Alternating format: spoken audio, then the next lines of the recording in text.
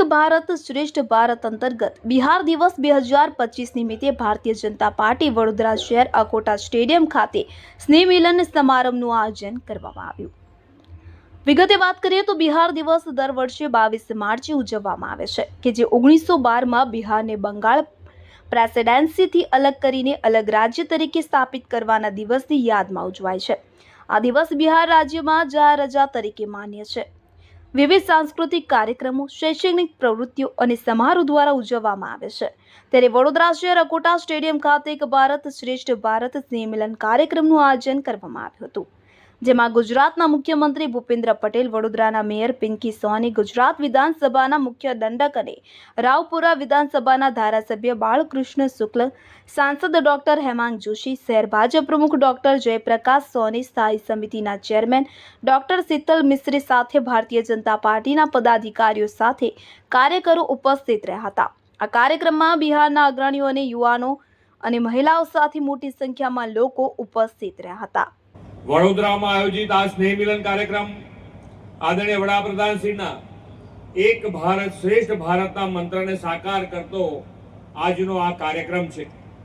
વડાપ્રધાન શ્રી નરેન્દ્રભાઈ મોદીએ આપેલા સૌના સાથ, સૌનો વિકાસ, સૌનો વિશ્વાસ અને સૌના પ્રયાસના મંત્રથી દેશવાસીઓમાં પરસ્પર પ્રેમ અને વિશ્વાસની ભાવના વધુ મજબૂત બની છે। આ જ કારણથી ગુજરાત અને બિહાર સેંકડો કિલોમીટર દૂર હોવા છતાં બિહારનો સ્થાપના દિવસ હોય કે બિહારના તહેવારો, તેની ધામધૂમથી ભવ્ય ઉજવણી ગુજરાતની ધરતી ઉપર ઉમંગ અને ઉલ્લાસભેર થાય છે। ગયા મહિને જ ગાંધીનગરમાં મિથિલા ભવનનું લોકાર્પણ કેન્દ્રીય ગૃહમંત્રી શ્રી અમિતભાઈ શાહના હાથે થયું છે। થોડા સમય પહેલા અમદાવાદમાં આવો જ બિહાર દિવસ આપણે સાથે મળીને ઉજવ્યો છે। વડાપ્રધાનશ્રીના નેતૃત્વમાં ગુજરાતમાં થયેલા વિકાસની સુવાસ ચોમેર ફેલાઈ છે। પાછલા વર્ષોમાં બિહાર પણ ગુજરાતના વિકાસમાંથી પ્રેરણા મેળવીને વિકાસના માર્ગે અગ્રેસર બન્યું છે।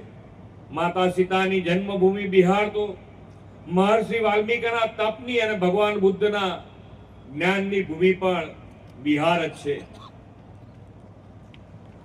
જ્ઞાન, પરંપરા અને સાંસ્કૃતિક વારસાની ભૂમિ બિહારે હંમેશા દેશને નેતૃત્વ અને નવી ઉર્જા પ્રદાન કરી છે। ઇતિહાસના ગૌરવશાળી પ્રકરણોથી લઈને આધુનિક ભારતના નિર્માણ સુધી બિહાર દરેક ક્ષેત્રમાં પોતાની અમી છાંટ છોડી છે।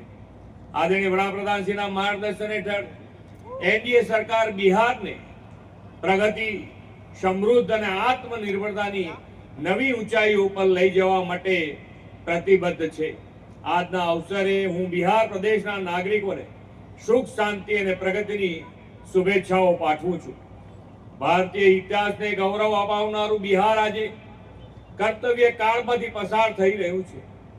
બિહાર અને સંસ્કૃતિ એ પરંપરાનું કેન્દ્ર પણ છે। વીરા અને મહાન વ્યક્તિઓની આ પવિત્ર ભૂમિ અનેક ક્ષેત્રમાં અગ્રેસર રહી છે। આજે એક અનોખો સંયોગ પણ છે કે પટનામાં જન્મેલા શીખ ધર્મના 10મા ગુરુ ગોવિંદસિંહ ખાલસા પંથની સ્થાપના આજના વૈશાખીના શુભ દિને કરી હતી।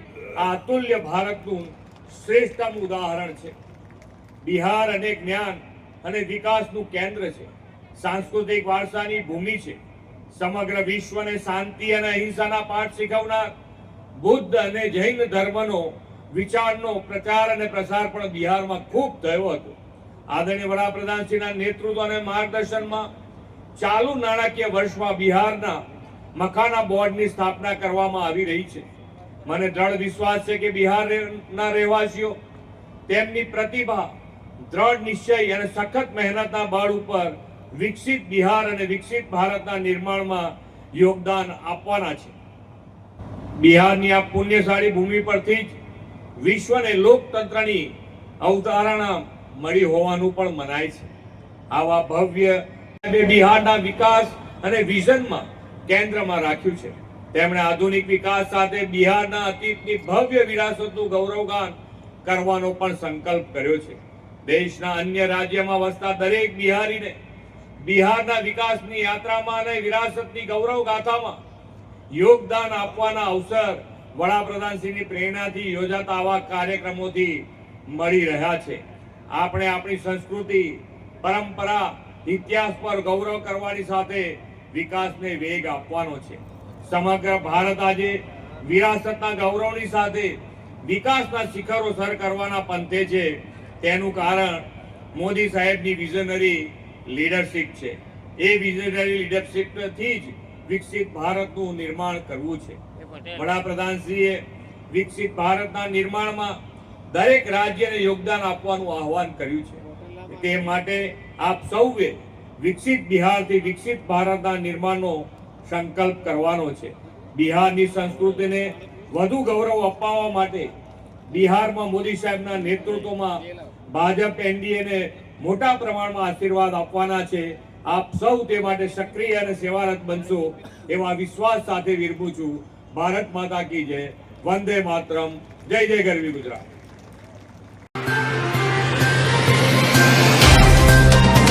तो व्हाट्सएप, ट्विटर, फेसबुक, इंस्टा जहाँ भी आपका अकाउंट है, इसे शेयर बटन के द्वारा वहाँ पर शेयर करें